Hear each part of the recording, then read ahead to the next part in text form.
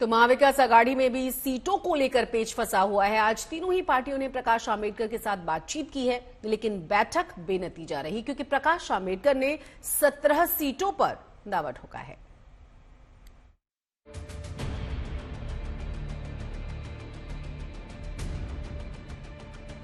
सीटों के बंटवारे पर जारी बातचीत के बीच शिवसेना यूबीटी के प्रमुख उद्धव ठाकरे, एनसीपी के मुखिया शरद पवार और कांग्रेस के बालासाहब थोराट ने बहुजन विकास अघाड़ी के प्रकाश अंबेडकर से मुलाकात की। सूत्रों की माने तो प्रकाश अंबेडकर ने 17 सीटों पर दावेदारी ठोकी है, जिसमें अकोला, डिंडोरी, अमरावती और मुंबई की एक सीट शामिल है। बैठक के बाद जब प्रकाश अंबेडकर बाहर आए तो मीडिया ने उनसे सवाल किया कि क्या वो खुश हैं, तो उन्होंने क्या जवाब दिया, ये सुनिए। सर पॉझिटिव्ह आज की बैठक सर आपकी सकारात्मक चर्चा झाली। माझ्या चेहऱ्यावरून तुम्हाला काय दिसते? माझ्या चेहऱ्यावर पुढची बैठक कधी? कुल मिलाकर प्रकाश अंबेडकर के साथ महाविकास अघाड़ी के दिग्गजों की बैठक बेनतीजा रही। महाराष्ट्र में सीटों के बंटवारे को लेकर सभी पार्टियां अब अंतिम चरण की चर्चा कर रही है। ऐसे में महाविकास आघाड़ी यानी विपक्षी गठबंधन भी सिलसिलेवार बैठकें ले रहा है। महाविकास आघाड़ी के तरफ से आज एनसीपी के प्रमुख शरद पवार, उद्धव ठाकरे शिवसेना से खुद उद्धव ठाकरे और कांग्रेस से बालासाहब थोराट, ये तीन प्रमुख नेता जो है, इन्होंने वंचित बहुजन आघाड़ी के प्रमुख प्रकाश अंबेडकर से मुलाकात की। उन्हें आमंत्रित किया था कि उन्हें अगर महाविकास आघाड़ी का हिस्सा बनना है तो वो अपनी मांग सामने रखे, कितने सीटों पर वो लड़ना चाहते हैं, ये प्रस्ताव सामने रखे। और ये बैठक जो है ये मुंबई के 4 सीजन्स होटल में हुई। लगभग दोपहर 12:30 बजे शुरू हुई ये बैठक, 4 बजे तक चली। प्रकाश अंबेडकर इस बैठक से जब बाहर निकले तब उन्होंने सभी मीडिया पर्सन्स को कहा कि मेरे चेहरे से आपको क्या लगता है, क्या मैं खुश हूं, क्या मैं सेटिस्फाई हूं। लेकिन हमारे सूत्र ये बताते हैं कि कहीं ना कहीं ये बैठक जो है ये पूरी तरह से असफल रही, क्योंकि बैठक की शुरुआत में ही प्रकाश अंबेडकर ने जो है वो 17 सीटों का प्रस्ताव रख दिया। पहले ही 3 पार्टियां जो प्रमुख दल है उनमें 10 सीटों को लेकर पेच फंसा हुआ है।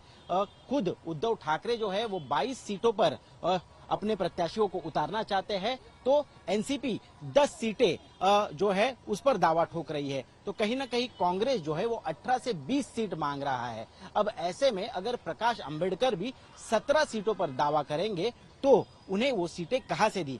लेकिन यहां पर शरद पवार ने कहीं ना कहीं उनको समझाने की कोशिश की है कि हम 4 से 5 सीट जो है वो आपको दे सकते हैं। इसमें अकोला हो, इसमें अमरावती हो, इसमें सोलापुर हो या इसमें डिंडोरी जैसी जो सीट है वो हम आपको दे सकते हैं। लेकिन इस पर हमें सभी सहयोगी दलों को एक साथ बैठकर चर्चा करनी होगी और कहीं ना कहीं हल निकालना होगा कि ज्यादा से ज्यादा सीटें हम आपको कितनी दे सके। प्रकाश अंबेडकर ने यह भी आरोप लगाया कि महाविकास अघाड़ी के कुछ नेता बीजेपी से बात कर रहे हैं।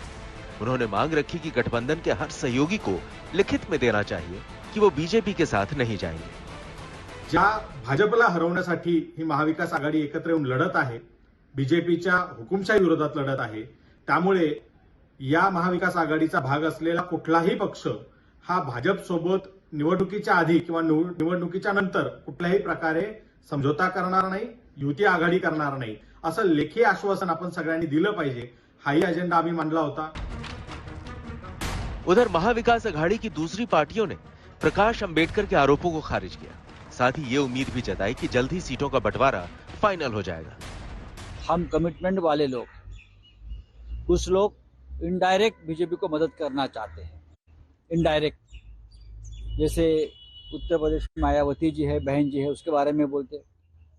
महाराष्ट्र में भी कुछ लोगों के बारे में ये बात लोग हमेशा बोलते हैं। कुछ लोग आरएसएस का छुपा एजेंडा लेकर काम करते हैं। अलीबाग में एक बैठक हुई थी जिसमें कुछ कम लोगों को बुलाया गया था और वहां पे तय हुआ था हम बीजेपी के साथ जाएंगे। तब मैं एक ऐसा आदमी था, वाहिद आदमी हूं, कि मैंने कहा था कि तुम लीलाव मत करो शरद पवार के विचारों का, शरद पवार के व्यक्तिमत्व का आप नीलाम करके उसको निकाल दो। तब हमारा कैंसिल हो गया। उसके पास लगातार नेता जाते रहे कि चलो बीजेपी के साथ, चलो बीजेपी के साथ, चलो बीजेपी के साथ। फिर पिछले एक साल से फिर शुरू हो गया, चलो बीजेपी के साथ, चलो बीजेपी के साथ, चलो बीजेपी के साथ।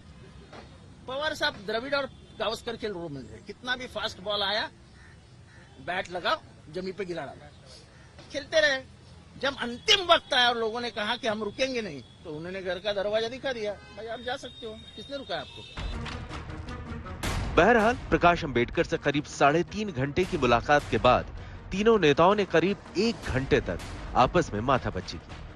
अब बातचीत का अगला राउंड 9 मार्च को होगा। फिर एक बार 9 मार्च को बैठक होने वाली है और इस बैठक में महाविकास आघाड़ी के सभी नेता जो है वो अपना निर्णय प्रकाश अंबेडकर को बताने वाले हैं और तब जाकर प्रकाश अंबेडकर तय करेंगे कि क्या वो महाविकास आघाड़ी में शामिल होंगे या फिर एकला चलो रे का नारा देंगे। कैमरा पर्सन समीर शानबाग के साथ मैं ऋत्विक भालेकर, मुंबई, आज तक।